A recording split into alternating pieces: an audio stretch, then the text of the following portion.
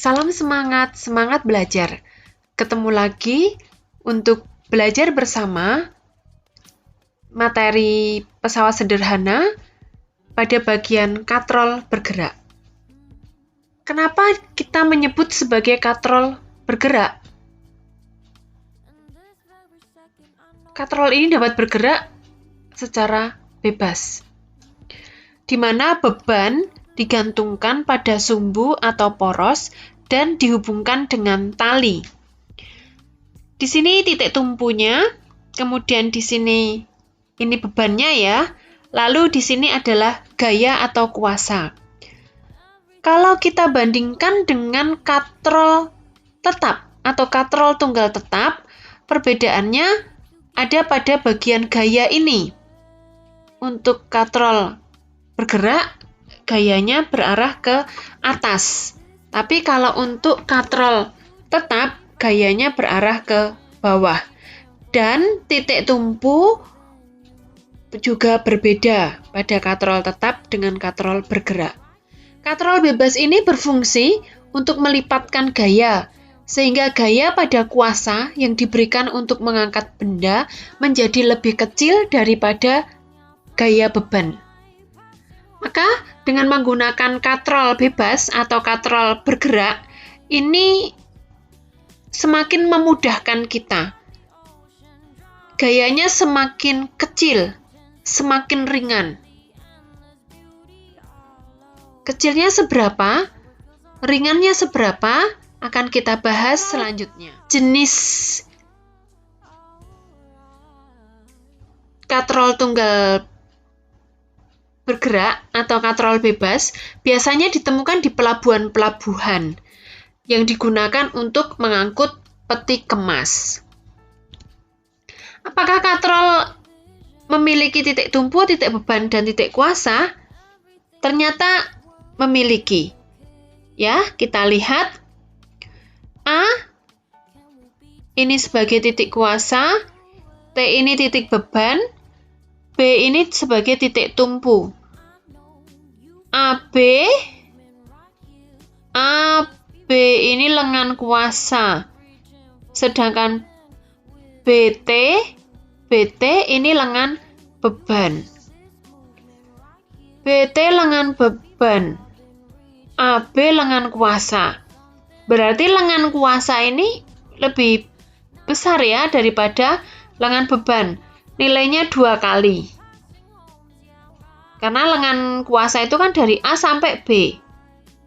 Sedangkan lengan beban hanya B sampai T. A sampai B ini kan 2 kalinya BT. Berarti kan 2 kalinya lengan beban. Karena B itu kan titik tumpu ya. Lalu T itu titik beban. Sedangkan W ini adalah beratnya, F itu gaya kuasa untuk menarik benda.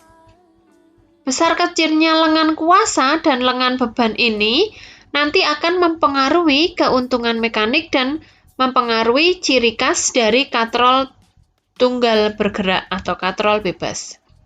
Nah, seperti halnya pada katrol tetap, pada katrol bergerak ini juga berlaku rumus. W sama dengan LB, W kali LB sama dengan F kali LK. W itu berat benda, satuannya Newton, F gaya kuasa, Newton, LB lengan beban, satuannya meter, LK lengan kuasa, satuannya meter. Nah, ini gambar dari katrol bergerak atau katrol bebas. Mari kita lihat, ini F-nya gaya kuasa ya, yang ini gaya beban. Titik tumpunya di sini.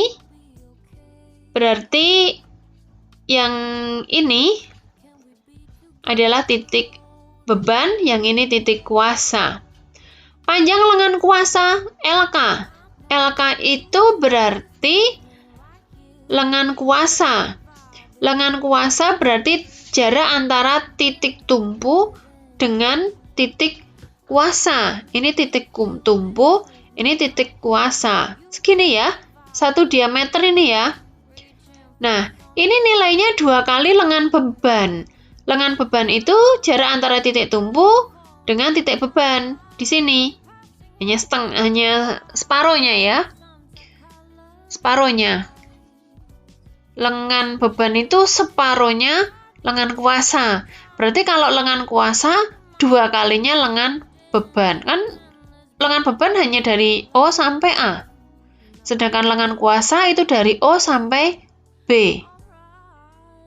Nah, berarti LK lengan kuasa ini O sampai B ini nilainya sama dengan 2 kali LB, 2 kali OA.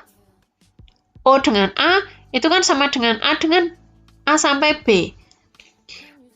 Bisa juga LK dibagi LB itu sama dengan 2. Ya, ini LK sama dengan 2 LB.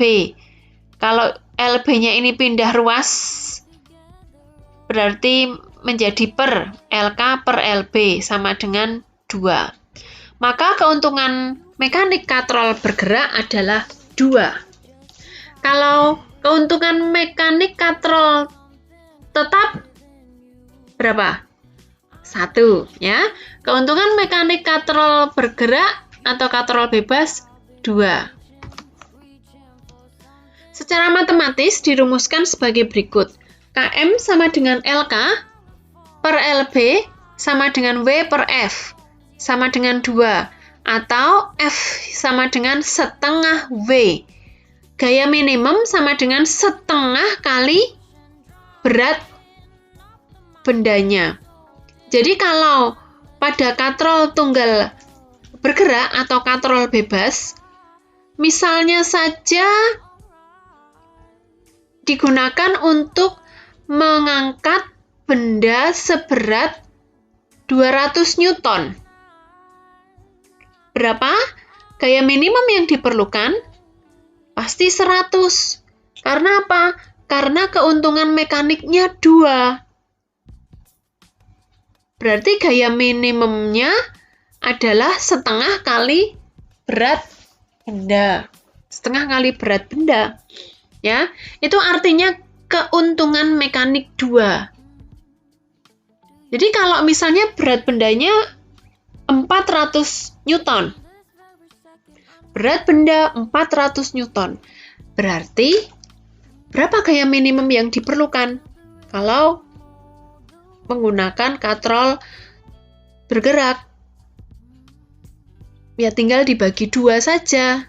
Seperti itu. Karena kan keuntungan mekaniknya 2. Contoh soal. Seorang anak mengangkat batu bata menggunakan katrol bergerak. Kata kuncinya di sini loh, katrol bergerak. Apabila gaya yang digunakan sebesar 120 Newton, berapa berat beban yang diangkut? Jika kita menjawab tanpa menggunakan perhitungan, kata kuncinya dilihat di sini. Katrol bergerak. Berarti keuntungan mekaniknya berapa? 2 ya. Kalau keuntungan mekaniknya 2, berarti nanti